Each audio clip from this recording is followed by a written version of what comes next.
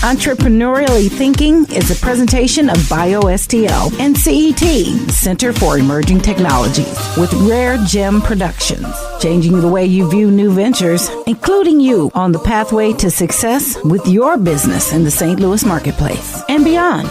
Here's your hosts, Cheryl and Christy. Now let's get thinking entrepreneurially.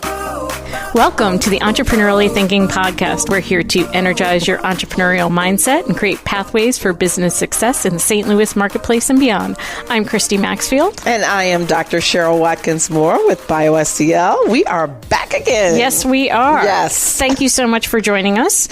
As you've probably heard us talking over the last few broadcasts, we have been very excited by the fact that we've reached our 1-year anniversary, more than 12,000 plays and downloads. Yay. And what that really means is that we're doing something good, we think, at least based on all you listeners. We're giving you something interesting to listen to and some inspiration, which was our goal all along. So thank you especially being for our part international of that. And domestic listeners. Our outside of St. Louis folks. So we're really glad you're all listening and making time. If you are anywhere in the world during November, the middle of November, you can connect with your local entrepreneurship community because it will be Global Entrepreneurship Week, November 13 through 19.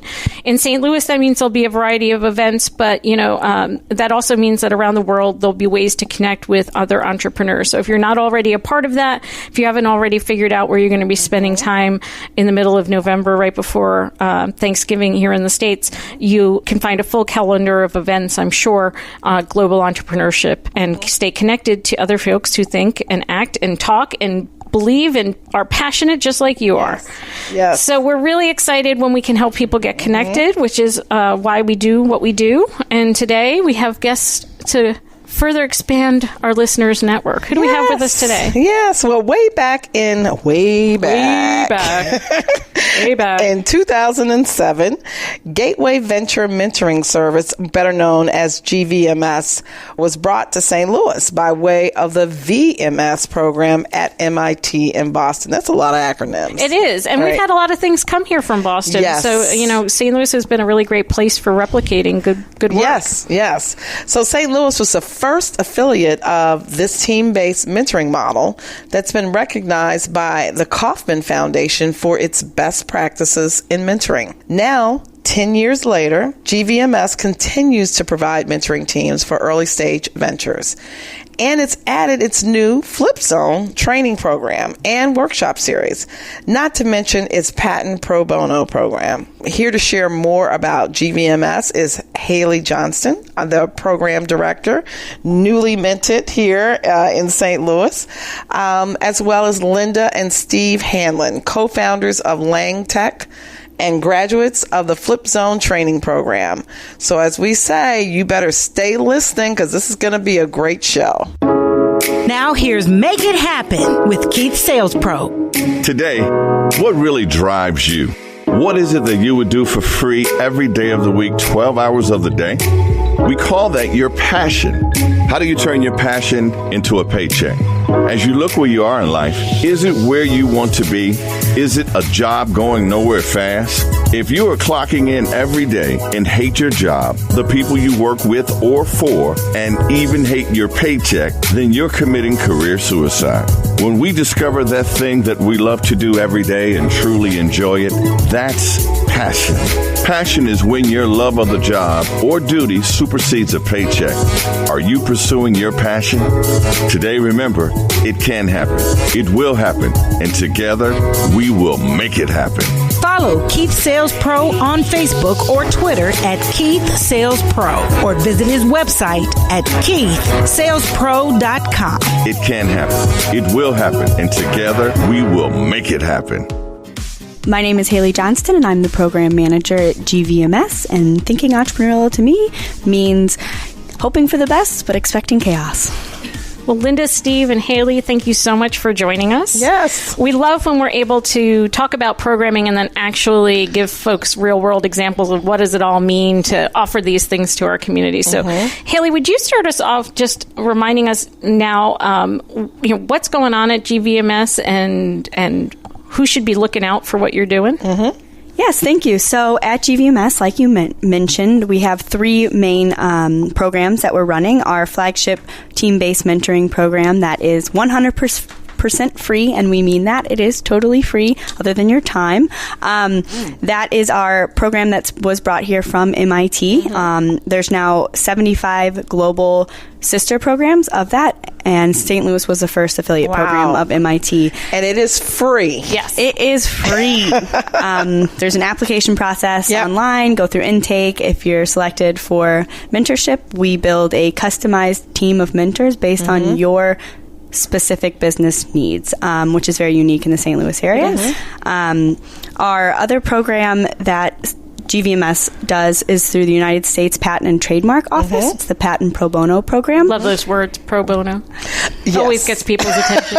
Yep. Yes. So we're partnered with the USPTO, and applicants from actually a 5-state region can apply to GVMS. We administrate for Nebraska, Arkansas, Kansas, Oklahoma, and Missouri. That one does have some stipulations. You have to be at 300% of the poverty line or below to apply for that program, which is about $36,000 a year for a 1-person household, and it goes up from there. But, I was actually I think I still am, sit on the advisory board for that patent pro bono program. And as we were developing the program, I think it's a great program for people who, if you're developing technology and you need IP around it, it can be very expensive to hire a patent attorney.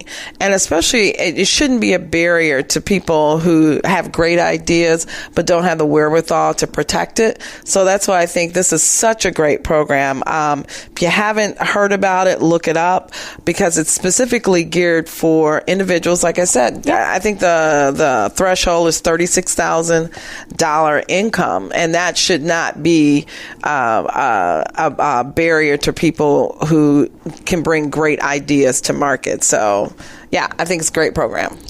And your third is your newest, right? Yeah, our Flip Zone program. So Steve and Linda were part of our pilot cohort of the Flip Zone program. We are partnered with the Innovation Technology Enterprise Office at UMSL, University of Missouri, St. Louis. And the Flip Zone program started as a 18-week comprehensive business training program. This program is geared for small businesses that are in the space of meeting those Kaufman statistics of not making it past the 5-year mark, the 10-year mark. So a little further along than a lot of the Past startup. Yeah, past the startup. But not really mature. Yeah. Right. So the teenage still companies. have Valley of Death issues. Right. Right. I call them teenage companies. The teenage companies. Got to chuckle from our guests. So you can only chuckle when you're not facing down the barrel of the Valley of Death. Right. Exactly. Because a lot of the programs in the St. Louis area are focused for those baby companies, the ventures, and we're trying to help the ones that are already established, making revenue, employing people outside of their founders. And employing folks. Yeah. Love employing folks. And absolutely. Trying to employ more. Yeah. That's one of the wants in the program is people are trying to expand and scale and grow their companies. And this year we've rolled out a second component to that Flip Zone program, which is the workshop series. So our workshop series takes little pieces from the full comprehensive business training program and makes them available and accessible to anyone at any stage of their business. Oh, wow. So that starts November 2nd with a talk on leadership. Those are paid, but if you are a GVMS mentee, there are discounts for you. There you go. And packaged rates, so the more you sign up for, the more you save. And if you do all 8 of the sessions that go through, I believe, June of next year, you get about a third of the Flip Zone full training program. Oh, wow. For about a third of the price.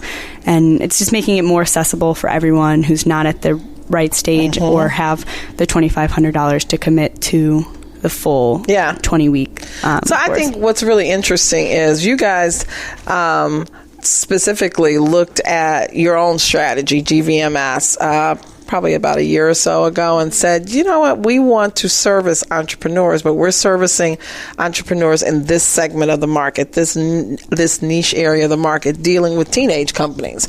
Because as we talk about, getting a company started is a huge endeavor, but seeing it through as it's scaling is, I think, an even bigger endeavor.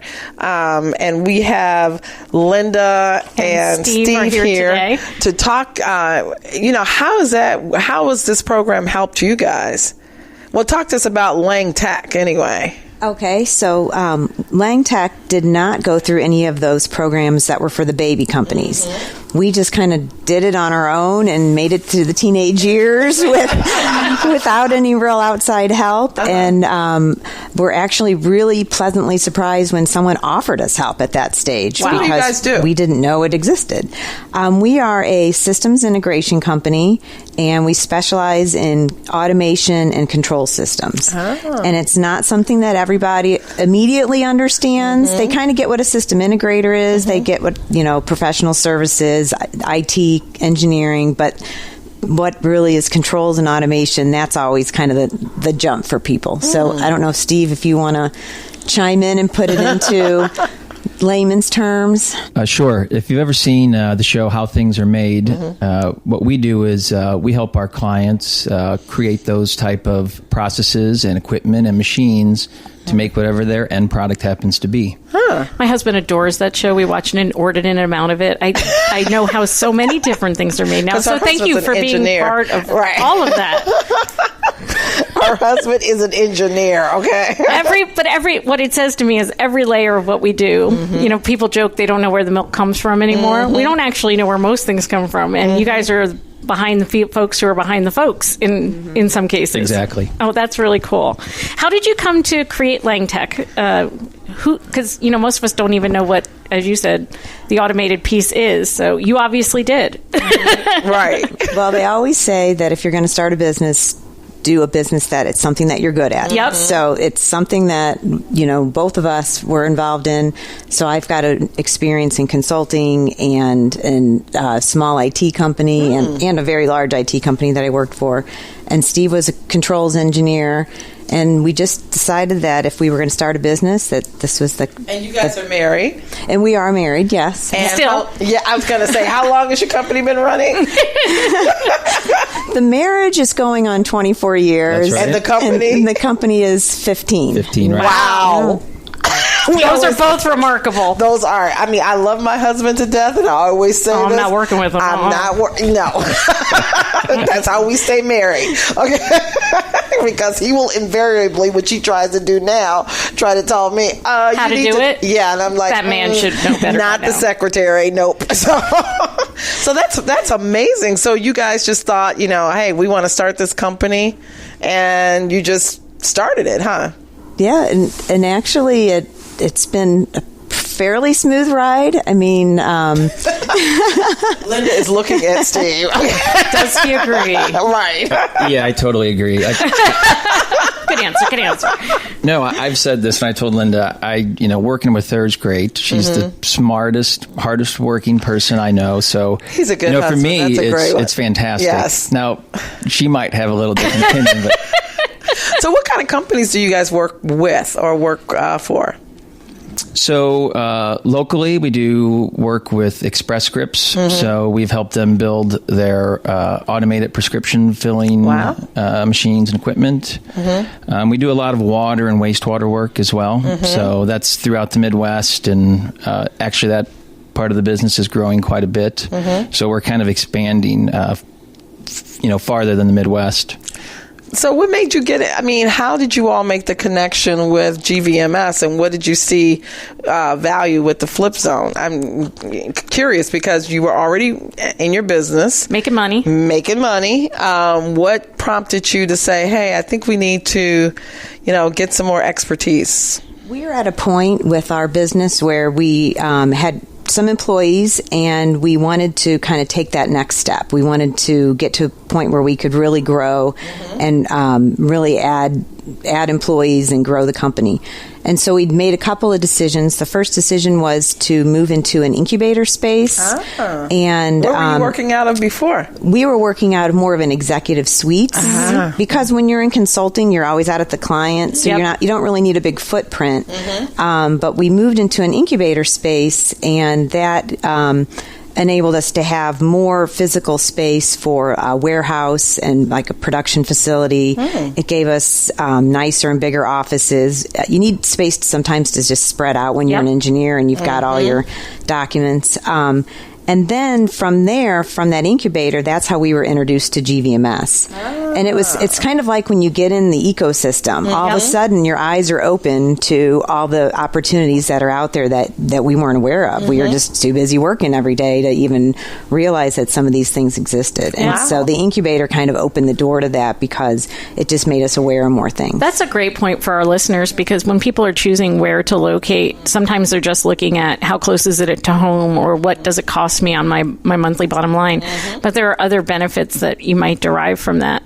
And Hayley, you were looking for some very specific kinds of companies for Flip Zone, correct? Correct. What were some of the criteria and what made LangeTech a good fit? Well, I'm not going to lie to you. I was not at GVMS when they recruited LangeTech. So, from what you've heard, from what I've heard and what we're looking for now is, like I mentioned before, those companies that are past the startup, past the initial issues that a company in its first couple of years experiences. So we're really looking for companies 3+ years old who are making revenue and are revenue positive. That's a good thing.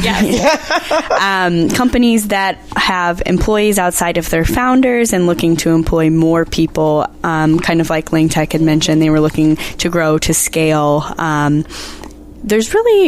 It's kind of case to case. I think there is an application process that we vet all of the people who apply to see if they'll be a good fit for the program.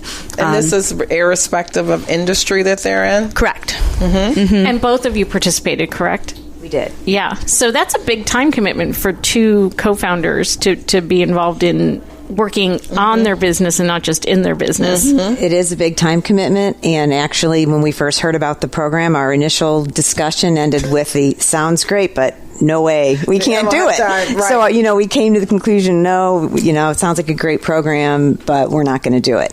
What changed your mind, Steve? Yeah. So what changed our mind was actually our GVMS mentors, Tom, Alexi, and Steve Epner.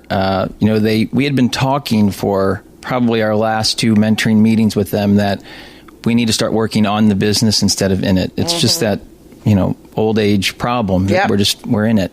And so they kept asking us to reconsider and looked at applying. And so finally we thought, we need to take some action.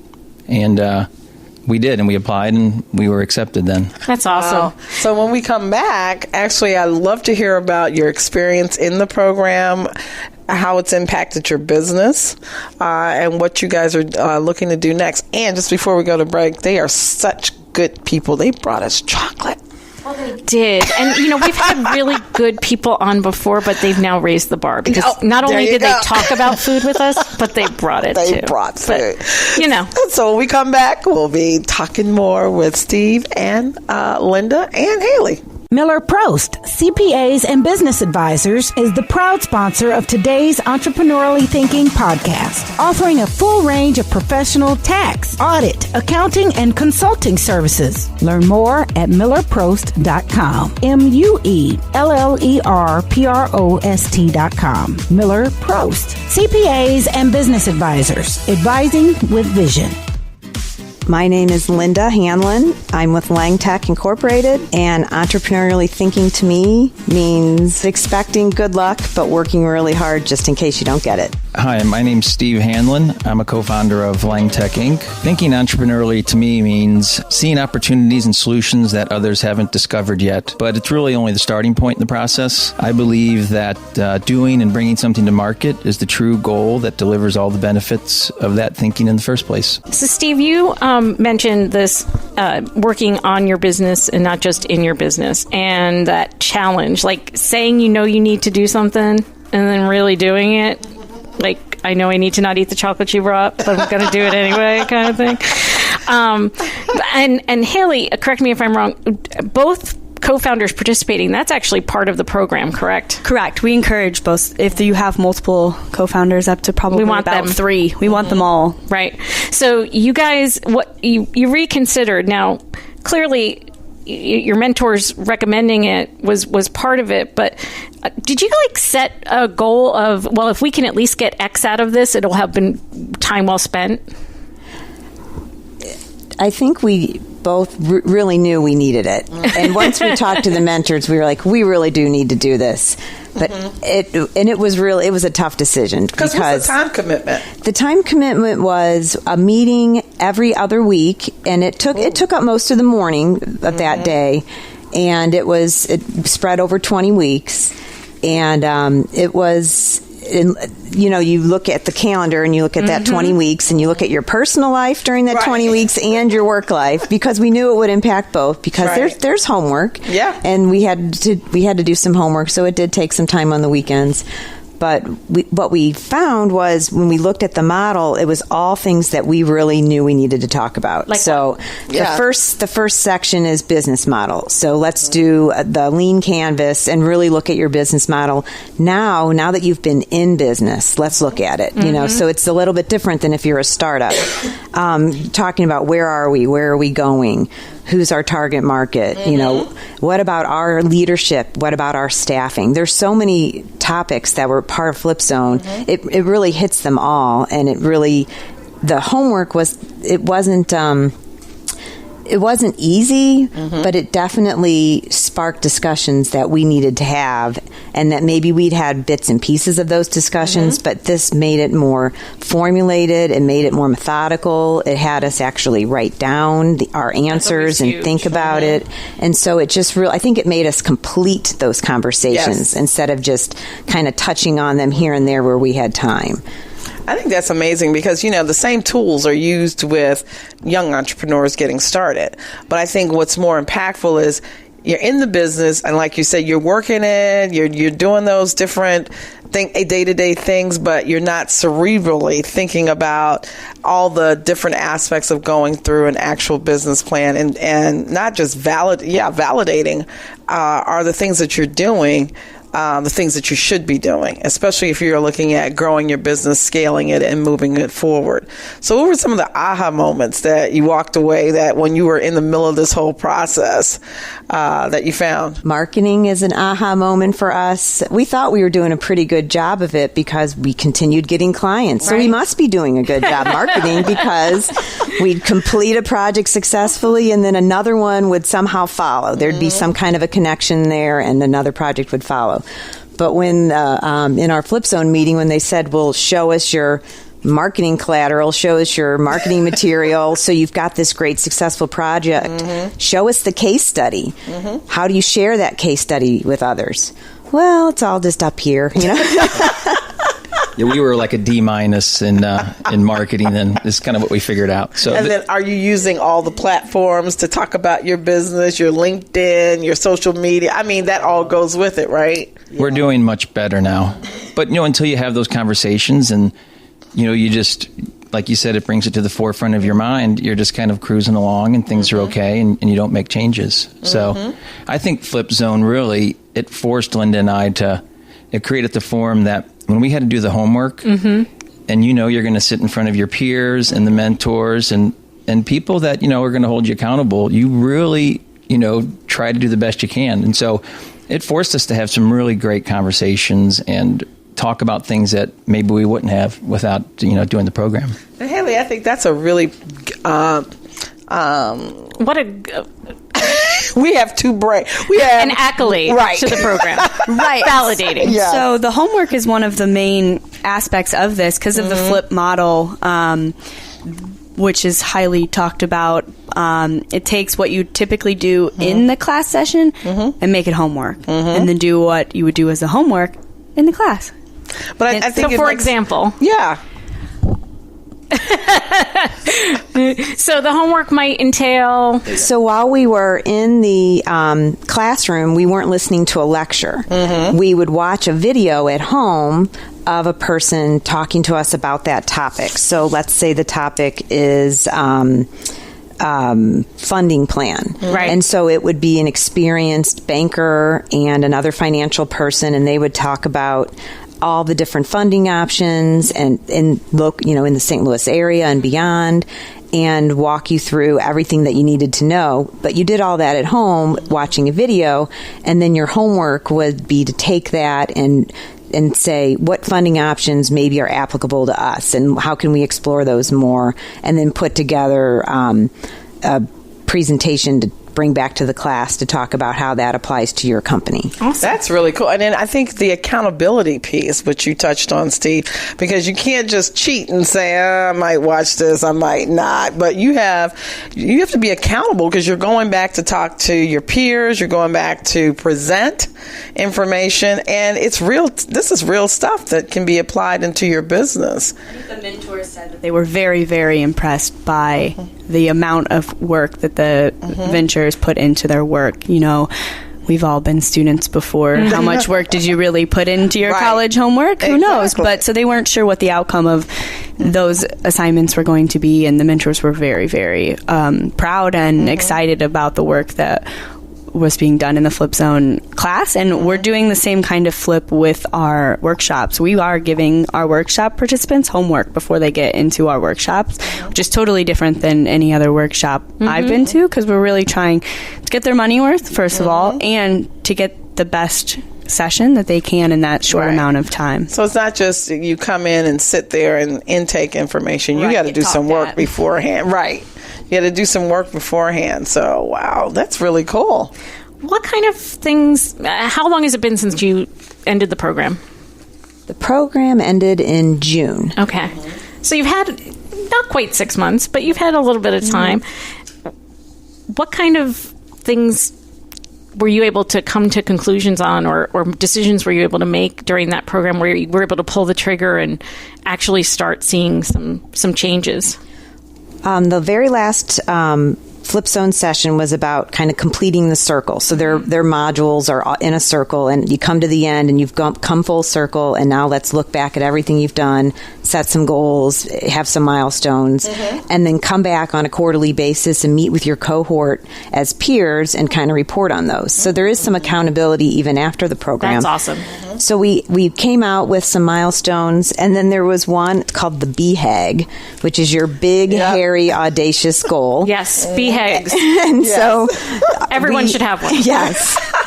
And my BHAG is to eat this chocolate. You're a little obsessed. Right. Just a little. And so everyone had their BHAG, and we talked about that at our last session and what we needed to do with it. And the most important thing with the BHAG was having a plan. So what's your plan of action, and what are some of your goals? Steve, and so do you feel comfortable sharing what your BHAG was? It feels like a very intimate question, so I'm not sure if you're prepared to go there. Well, some of it is, I guess, kind of competitive, so I wouldn't necessarily want it Understood. out there. But I will say that having done the exercise now and having made a plan, that we are actually seeing some great traction. That's great. And I mean, next year for the company, it looks like that particular goal could really take off for us. And I mean, it could bring us, we could do another 50% of revenue probably just from that goal. So, and that's just that's real. That's real money. That's real time. That's real everything. And that's just from your investment in this class, because before that you wouldn't have had that goal, right? Or that's right. Or certainly not a plan, right, to be able to achieve it. Yeah, that's amazing. Well, sometimes having the goal and actually not acting on it too, you might as well not have had the goal. So I think the program not only helped us create the goal, but it really kind of, like I said, it puts you in that framework to act on it. So I'm sure it had you, this program makes you look internally, right? Not only at your processes, but maybe how you guys do business now with, or build your bank of business. Talk to us about that. One of the exercises that we went through was the customer product matrix, and we hadn't done that kind of exercise in a long time. And we thought this was going to be easy. We've been in business for a while. This should be simple. You know your customers, you know your products. Yeah, we know this. And as we put it down on paper and we put it in the matrix and we started really looking at it, there were some things that ended up in that fourth quadrant that these were things that we had talked about a lot. And we were like, wow, those are really fourth quadrant items that really we shouldn't be putting any time to right now. Fourth quadrant is what? Fourth quadrant's where it's a brand new product, brand new customer, and it's really kind of more out there. It's not adjacent to things that you're already doing. It's kind of maybe a little bit of a stretch. Yeah, it's really a new business. Yeah. I mean, if you're getting new customers and you got a new product, you're creating a new business. Sure. And while that sounds fun, a lot of times when you're, doing the day-to-day, sometimes, in the quadrants that Linda's talking about, it's better to stay with existing products and new customers, or new products to what I say? I said that wrong. Change one of them, but not both of them. That's right. Right. Existing products for new customers, or existing customers for new products. Got it. Or if you're going to do it, you better have a great strategy to do it. Right. Yeah. And when you see something on paper in the quadrants, you realize we've got a lot going on in the quadrants that are more doable. We've got a lot of products that we can offer to new customers, and we've also got some customers that we can do more for. And why don't we try to do some more of that before we go jumping off into something that's totally brand new? So I think it just really made it clearer to us and put it on paper. Wow. And you said accountability was sort of built in for after the program as well. How do you see yourselves continuing the momentum? We have scheduled quarterly meetings with our peers from our cohort. Oh, nice. And we also continue to meet with our mentors from GVMS. We just met with them last week, and it actually has helped those meetings because now we've got all this Flip Zone information to go back to and say, remember that. And it just kind of gave, I think, a little more meat to our relationship with our mentors. They know more about us. They understand more about us because we went through this program with them. That's great. So, Hayley, you've got a great program as communicated here through LangeTech, our folks here. What's next? What are you guys looking at from a GVMS standpoint? So our workshops start this November. November 2nd is the first workshop, and we're looking for people to sign up and who are maybe interested in the Flip Zone but are not sure they're ready to make that investment, to maybe try one of the classes and see the true value of that, and then sign up. And the full comprehensive business training Flip Zone workshop or course will start early next year in 2018. That's exciting. Yeah. How big of a cohort do you hope to have for that? So our first just about to say that. That's why I said we have two bodies but share one brain. Okay. Our first pilot cohort was 4, and we're looking for any more than 8 to 12 about would be ideal for us to expand. We know that we can do it with 4, and we think that it's scalable to go bigger than that. That's awesome. I like the whole fact that it doesn't stop at the end of the course. So you have your own CEO roundtable where you guys can go back with the individuals and with the companies that you were in your cohort and follow up, present other issues, solutions, problems, blah, blah. So it's a learning environment all the time. Do you see that?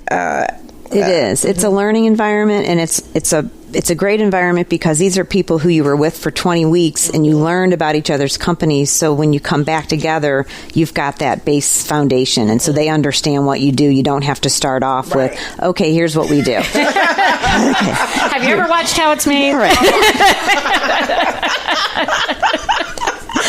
Start there. Into the program.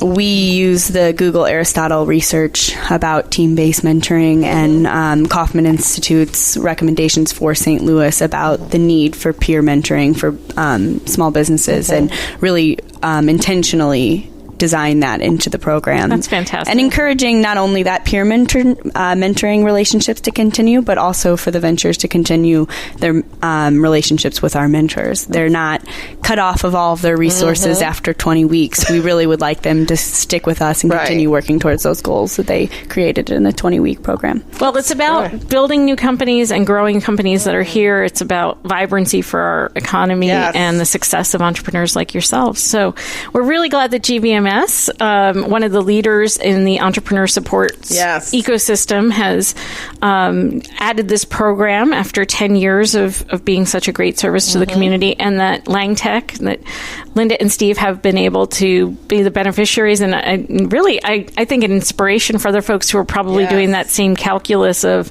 can I really afford to do this, or can I not? Maybe I can't afford not to. I was just going to say that's the question. You can't. You have to keep looking at your business. You have to keep innovating, and you guys are the poster children for doing that, right? We're really glad that you made that choice, because that's something that we're always encouraging entrepreneurs to do, is invest the time not only at the beginning of their business, but as they continue to grow and working on it. So we really appreciate you guys making time. I told you our time together would go much faster than you could have possibly imagined. I got more questions, but I know you do. She was telling me no. Okay. Well, we'll have to have you back in 2018 to see that 50% revenue growth and all the new employees, and who knows, you might even be mentoring other folks in the communities. Us. Yes. I love that. Mentoring us. So thank you all for making time to be with us today. Yes, thank you for having us. Thank you. Thank you very much. Changing the way you view new ventures, igniting your thinking about entrepreneurship. It's entrepreneurially thinking. Get connected and discover more. Visit our website for show notes, resources, information about our guests, upcoming events, and of course, all your favorite episodes. If you have any questions, be sure to leave them for us in the comment sections, and be sure to leave us a 5-star rating on iTunes. The best way to show love is to share. Let everybody know that you're thinking entrepreneurially. So visit our website, entrepreneuriallythinking.com. #ETHINKSTL. Entrepreneurially Thinking is another positive production of Rare Gem Productions. Thanks for listening.